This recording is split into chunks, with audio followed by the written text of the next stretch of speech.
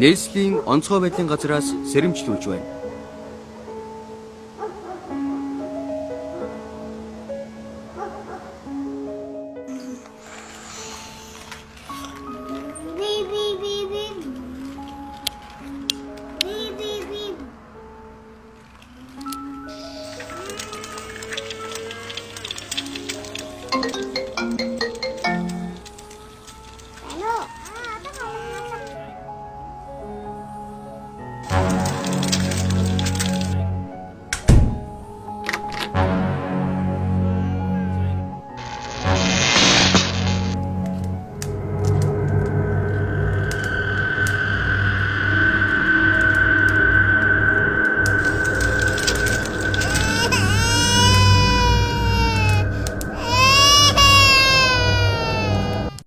Эргэн таны анхаарал болгоомжгүй байдлаас болж алдраа бяцхан үрс маань аимшигт аюулд өртсөөр байна.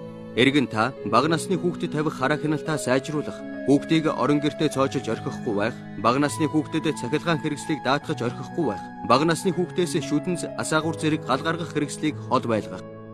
Нийслэлийн онцгой байдлын газар.